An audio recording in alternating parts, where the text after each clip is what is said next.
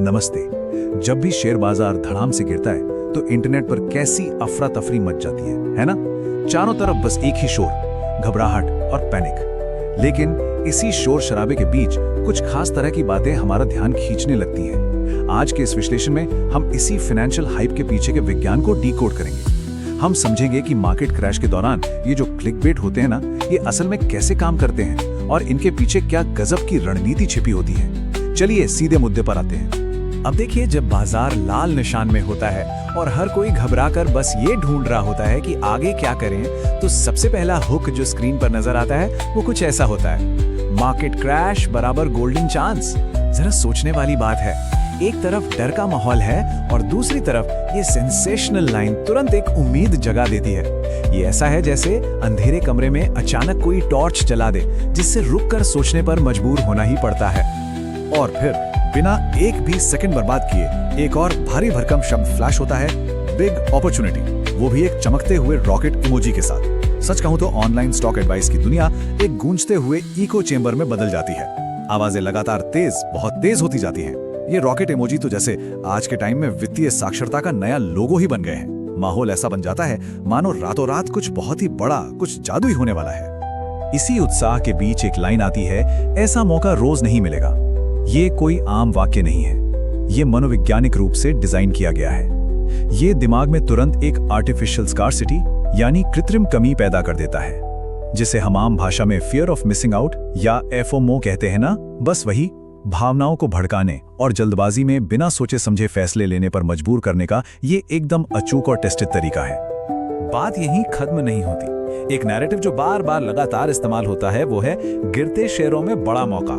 ये विश्वास दिलाने की पूरी कोशिश होती है कि इस क्रैश के मलबे के नीचे ना कोई बहुत बड़ा खजाना छुपा है जो बस मिलने ही वाला है। ये इशारा करता है कि जो शेयर सबसे तेजी से गिर रहे हैं, असल में वही तो छप्पड़ फाड़ के मुनाफा देने वाले हैं। ये थ्योरी सुनने में कितनी आकर्षक लगती है ना। अब इस स्ट्रैटेजी को जरा ध्यान से देखते हैं। इसे कितने शानदार ढंग से फ्रेम किया जाता है। एक तरफ दिखाया जाता है कि आम जनता पैनिक में है, सब बेच रहे हैं, और ठीक दूसरी तरफ एक बहुत ही चालाकी भरा सवाल उछाला जाता है, क्या समझदार निवेशक खरीद रहे हैं? ये तुलना ना एक बहुत ही एक्सक्लूसिव और सीक्रेट क्लब वाली फीलिंग देती है। ये महसूस कराया जाता है कि अगर इस जानकारी को मान लिया जाए तो कोई भी उस डरी हुई पैनिक करती भीड़ से अलग होकर उन चंद स्मार्ट लोगों की लिस्ट में शामिल हो सकता है जिन्हें बाजार का असली सीक्रेट पता है। और फिर सस्पेंस को और बढ़ाने के लिए एक सीधा कमांड दिया जाता है, इन गिरते शेयरों पर रखें नजर। यहाँ पर ध्यान को पूरी तरह से कुछ बहुत ही चुनिंदा, तेजी से क्रैश होती हुई संपत्तियों पर फोकस करवाया जा रहा है। ये एक ऐसा एंटिसिपेशन, एक ऐसी उत्सुकता बिल्ड करता है मानो कोई बहुत बड़ा राज, कोई बहुत बड़ी इनसाइडर टिप बस अब सामने आने ही वाली है। इसके बाद शुरू होता है वादों का असली खेल। वादों का एक पूरा अंबार लगा दिया जाता है। 2x 4x नहीं, कई गुना रिटर्न, कई गुना की उम्मीद।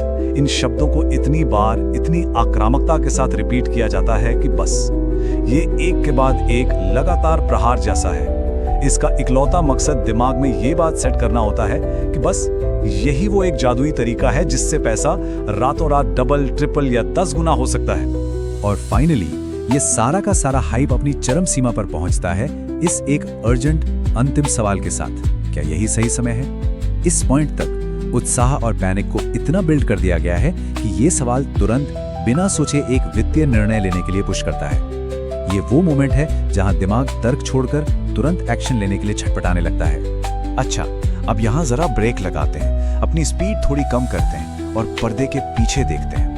इस पूरी प्रक्रिया के पीछे एक बहुत ही गहरी, सोची समझी रणनीति काम कर रही है, जिसे भविष्य के रिटर्न का दावा कहा जाता है। जब कोई कहता है ना कि कोई शेयर कई गुना हो सकता है, तो ये सुनने में एक पक्की गारंटी जैसा लगता है। और सच कहूं तो सबसे बड़ी प्रॉब्लम यहीं शुरू होती है। वित्तीय दुनिया में इस तरह के निश्चित दावे काफी खतरनाक हो सकते हैं। भविष्य किसी ने नहीं देखा है, इसलिए ये जो भाषा है ना, ये बेहद भ्रामक हो सकती है। इसीलिए सबसे अहम बात यह है कि पहले पूरी जानकारी लें। इन सनसनीखेज दावों को आंख बंद करके सच मान लेने से पहले ये समझना बहुत जरूरी है कि ये ऑनलाइन प्लेटफॉर्म्स और इनके पीछे बैठे कंटेंट क्रिएटर्स असल में काम कैसे करते हैं। इस पूरे इकोसिस्टम के पीछे का विज्ञान क्या है, आइए इसे समझते हैं। इस सारे शोर शराबे और हाइप के पीछे एक बहुत बड़ी लेकिन कम चर्चित सच्चाई छिपी है, प्लेटफॉर्म के सख्त नियम। अगर YouTube की नीतियों और विश्वसनीयता की बात करें तो कंटेंट क्रिएटर्स को वित्तीय सलाह देने के मामले में बहुत ही कड़े नियमों का पालन करना पड़ता है। अगर वो सीधे तौर पर कोई गारंटी दे दें तो उन्हें भारी पेनल्टी लग सकती है, यहाँ तक कि उनका चैनल हमेशा के लिए डिलीट भी हो सकता है।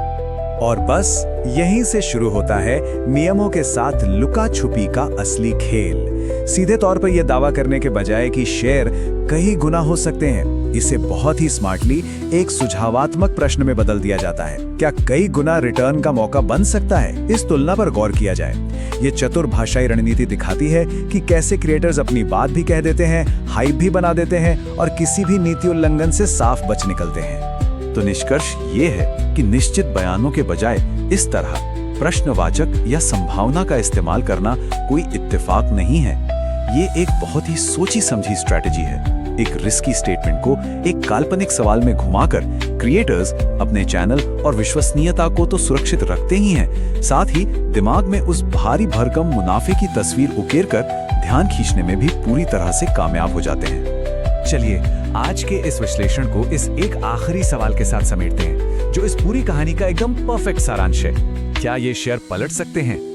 ये सवाल उस बहुत ही पतली महीन रेखा को हाईलाइट करता है जो एक असली गंभीर वित्तीय विश्लेषण और नियमों के दायरे में रहकर बनाए गए सेफ क्लिक बेट के बीच होती है। अगली बार जब भी बाजार गिरे और ऐसी हेडलाइन सामने आए तो एक बार रुककर इस बात पर गौर करना जरूरी हो जाता है कि इस कंटेंट के पीछे का असली खेल क्या है। क्या यह सच में जानकारी देने के लिए है या बस ध्यान खींचने की एक चालाकी भरी रणनीति? इस पर विचार जरूर होना चाहिए।